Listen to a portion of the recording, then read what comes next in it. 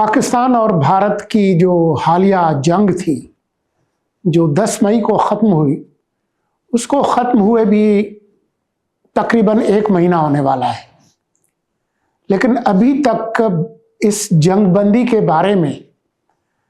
بھارت اپنا کوئی بیانیہ بنا نہیں پا رہا۔ آپ کو یاد ہوگا کہ 10 مئی کو سب سے پہلے امریکی صدر ٹرمپ نے سوشل میڈیا پہ اس کا اعلان کیا کہ یہ جنگ میں نے بند کرا دی ہے، اور دونوں ملک جو ہیں وہ جنگ بند کرنے کے لیے تیار ہو گئے ہیں۔ اس کے بعد پاکستان نے اس کی تصدیق کی اور بھارت نے بھی اس کی تصدیق کی، لیکن کیونکہ صدر ٹرمپ مسلسل یہ کریڈٹ لیتے رہے ہیں کہ یہ جنگ 2 ایٹمی پڑوسیوں کے درمیان انہوں نے ختم کرائی، اور مودی سرکار کو اس کا نقصان ہوا ہے، اس لیے وہ مسلسل اس بیانیے کو رد کرنے کی کوشش کر رہے ہیں۔ شروع میں تو انہوں نے اس طرح کی بات کی کہ نہیں یہ تو دونوں ملکوں کے جو DGMOs ہیں، ڈائریکٹر جنرل ملٹری آپریشنز،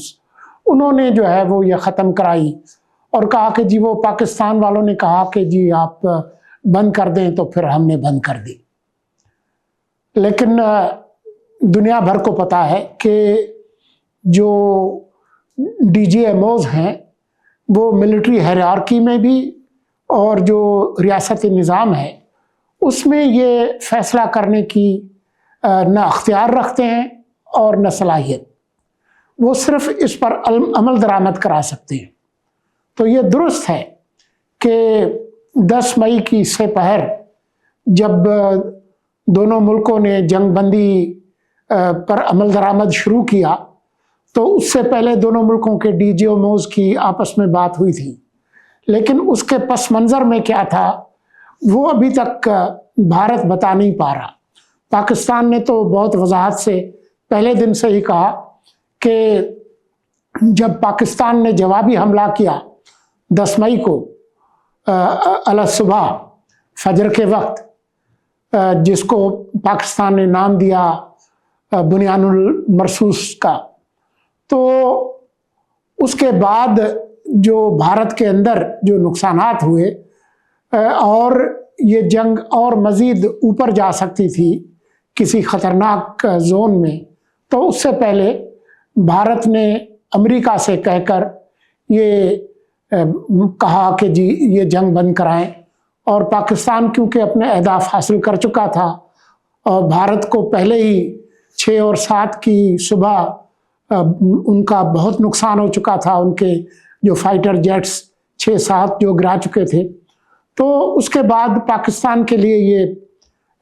بالکل مناسب تھا کہ ہم جنگ بندی ان کی درخواست پر جو کی گئی، جس میں امریکہ نے ایک ثالثی کا کردار ادا کیا، وہ ہم کریں۔ لیکن بھارت ابھی تک اس بیانیے کے گرداب میں پھنسا ہوا ہے۔ ابھی حال ہی میں جو وزیر خارجہ ہیں جے شنکر،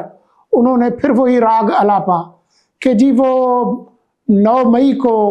امریکی نائب صدر JD وینس نے کال کی صدر وزیر اعظم مودی کو، اور میں بھی وہاں موجود تھا، اور اس میں انہوں نے کہا کہ جی پاکستانی چاہتے ہیں کہ یہ جنگ بند ہو۔ دیکھیں جو 9 مئی ہے اس وقت تو پاکستان نے کوئی حملہ نہیں کیا تھا۔ 9 مئی کو در حقیقت بھارت نے پاکستان کے جو دفاعی تنصیبات اور کچھ اڈے جو تھے، ہوائی اڈے، ان پر حملے کیے۔ پاکستان نے تو اس کے جواب میں 10 مئی کو صبح DGISPR نے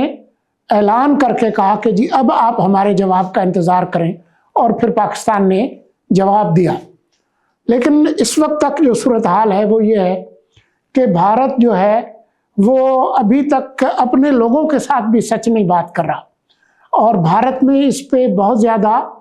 تنقید بھی ہو رہی ہے۔ جو بھارتی سرکار ہے ان کی شفافیت کا یہ عالم ہے کہ نہ انہوں نے اپنی پارلیمان کو بتایا کہ کیا ہوا، نہ مودی سرکار نے آج تک کوئی پریس کانفرنس کی ہے، اور وہ صرف مختلف طرح کے جو ان کے لوگ ہیں، چاہے انل چوہان ہوں، وہ ایک بات کرتے ہیں، ان کے ڈیفنس اتاشی انڈونیشیا میں شیو کمار وہ دوسری بات کرتے ہیں، جے شنکر جو ہے وہ کوئی اور بات کرتے ہیں۔ تو یہ ابھی تک جو ہے وہ اس کا جو بوجھ ہے اس کے تلے دبے ہوئے ہیں۔ ساتھ ہی سفارتی اعتبار سے جو ان کی ناکامیاں ہیں وہ بھی بڑھتی چلی جا رہی ہیں۔ آپ نے دیکھا کہ حالیہ جو شنگھائی تعاون تنظیم کا جو اجلاس ہوا، اس کے اندر وہ کسی بھی قسم کی سفارتی پیش رفت سے محروم رہے، اور اس کی وجہ سے آپ کو پتہ ہے کہ مشترکہ اعلامیہ نہیں ہوا، لیکن جو ان کی خواہش تھی کہ جی پہلگام کا ذکر ہو اور اس میں پاکستان کا نام لیا جائے، وہ ممکن نہیں ہو سکا، اور اس پر بھی بھارت کے اندر شدید تنقید ہوئی ہے۔ لیکن جو حالیہ تازہ ترین جو ایک طرح سے نقصان جو ہوا ہے بھارت کا اور جو ان کو جھٹکا لگا ہے، وہ کوآڈ کا اجلاس ہے۔ یہ جو انڈو پیسفک میں جو انہوں نے امریکہ، جاپان، آسٹریلیا اور بھارت نے جو اتحاد بنایا تھا، اس کی ابھی میٹنگ تھی واشنگٹن میں، جہاں پر جے شنکر گئے ہوئے ہیں۔ وہاں بھی جو انہوں نے کوشش کی کہ پاکستان کا نام آئے پہلگام کے حوالے سے، تو جو مشترکہ اعلامیہ جاری ہوا اس میں پاکستان کا نام نہیں ہے۔ پہلگام پر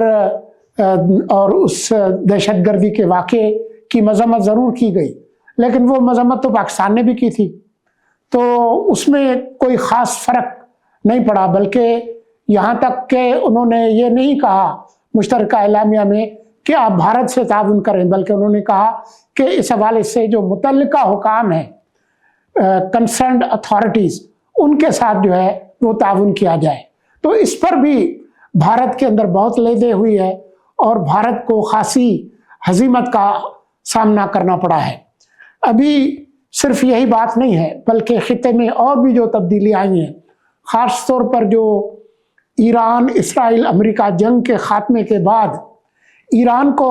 پتہ چل گیا ہے کہ ان کے ساتھ کون کھڑا تھا اور ان کے خلاف کون کھڑا تھا۔ جو ایران اور اسرائیل کی جنگ تھی جس میں امریکہ کود پڑا، اس میں بھارت واضح طور پر اسرائیل اور امریکہ کے ساتھ کھڑا تھا، جبکہ پاکستان نے ہر موقع پر اخلاقی، سفارتی اور سیاسی اعتبار سے ایران کی حمایت کی، اور ایران کو اس کا اندازہ ہو گیا ہے۔ تو آنے والے دنوں میں خود جو ایران کا جو موقف ہوگا وہ بھی سمجھ آئے گا۔ ساتھ ہی پاکستان نے افغانستان کے اندر بھی کافی ایک پیش رفت کی ہے، خاص طور پر چین نے جو تینوں ملکوں کے مذاکرات کرائے تھے، اس کے بعد آپ کو کافی گرم جوشی نظر آ رہی ہے، متعدد جو اقدامات کیے گئے ہیں۔ پاکستان نے اپنے جو سفارتی حیثیت ہے اس کو اپ گریڈ کیا ہے، اسکالرشپس جو ہے وہ حالیہ دنوں میں بھی دی گئی ہیں افغانستان کو، تجارت کے حوالے سے بھی کافی پاکستان نے نرمی دکھائی ہے۔ تو اب مشکل ہوگا بھارت کے لیے کہ وہ افغانستان کے اندر جو BLA اور TTP جیسی تنظیموں کو مدد کر سکے، یہ بھی ان کو خاصا نقصان ہوا ہے۔ اب جو تازہ ترین جو بات ہے وہ یہ ہے کہ اتوار کے دن برکس کا اجلاس ہو رہا ہے ریو دی جنیرو، برازیل میں۔ ویسے تو اس کے 10 ارکان ہیں۔ شروع میں تو برازیل، روس، بھارت اور چین تھے۔ 2010 میں جنوبی افریقہ شامل ہوا۔ جنوری 2024 میں مصر، ایتھوپیا، ایران اور متحدہ عرب امارات شامل ہوئے، اور اس سال جنوری میں انڈونیشیا شامل ہوا۔ ساتھ ہی Nigeria, Thailand, Vietnam, Malaysia اور قزاقستان جو ہے یہ ایک پارٹنر ممالک کے طور پر اس میں شامل ہوئے ہیں، اور اب جو ملک شامل ہونا چاہتے ہیں، جن کی خواہش ہے، جس کے بارے میں ابھی جو اجلاس ہو رہا ہے اس میں فیصلہ ہوگا، ان میں پاکستان، سینیگال، الجزائر، زمبابوے، شری لنکا، بولیویا اور وینزویلا شامل ہیں۔ آہستہ آہستہ برکس کے اندر بھی آپ دیکھ رہے ہیں کہ وہ ممالک جن کا بھارت سے مختلف نقطہ نظر ہے اور جن کے پاکستان کے ساتھ بہتر تعلقات ہیں ان میں اضافہ ہو رہا ہے۔ روس پہلے ہی کہہ چکا ہے کہ وہ پاکستان کے برکس میں شمولیت کا حامی ہے۔ تو آنے والے دنوں میں ہم دیکھیں گے کہ اس سلسلے میں کیا پیش رفت ہوئی ہے، لیکن بھارت گزرتے دن کے ساتھ اپنے آپ کو اپنے علاقے کے اندر بھی تنہا کر رہا ہے، اور جن بلاکس کے اندر وہ شامل ہے، مثال کے طور پر SCO اور برکس، وہاں بھی تنہائی جو ہے وہ بھارت کا پیچھا کر رہی ہے۔ تو یہ وہ صورتحال ہے پاکستان اور بھارت کی۔ جب تک پاکستان کے ساتھ بھارت اپنے تعلقات بہتر نہیں کرتا، پڑوسیوں کے ساتھ بہتر نہیں کرتا، آپ نے دیکھا کہ پچھلے دنوں چین، پاکستان اور بنگلہ دیش کے درمیان بھی کافی مذاکرات ہوئے ہیں، اور ان کے درمیان تعاون کی نئی شکل بن رہی ہے۔ یہ اس وجہ سے بھی ہوا ہے کیونکہ بھارت نے سارک کو تو دفن ہی کر دیا ہے۔ بھارت کے اپنے باقی پڑوسی ممالک ہیں ان کے ساتھ بھی کوئی بہت اچھے تعلقات نہیں ہیں۔ تو اس وجہ سے ایسا لگتا ہے، جیسا کہ پہلے بھی میں نے کہا تھا، کہ بھارت ایسا لگتا ہے کہ گڑھے میں گرا ہوا ہے اور مزید کھدائی میں مصروف ہے۔ یہی وجہ ہے کہ بھارت کے اندر بہت تنقید ہو رہی ہے مودی سرکار پر، ان کی خارجہ پالیسی پہ۔ ابھی یہ جو برکس کے اجلاس میں جانا تھا بھارتی وزیر اعظم کو، تو انہوں نے ایک اس برازیل کے جو برکس کے اجلاس کی بجائے انہوں نے 4 اور ممالک جو ہیں ان کو بھی شامل کر لیا، ایک لمبا غیر ملکی دورہ 8 دن کا۔ اور وہ ایسے ممالک ہیں جن کے ساتھ کوئی بہت زیادہ بھارت کی تجارت بھی نہیں ہے، سوائے گھانا کے۔ 200 ملین ڈالر سے زیادہ ان کی کوئی تجارت نہیں ہے ان ملکوں میں،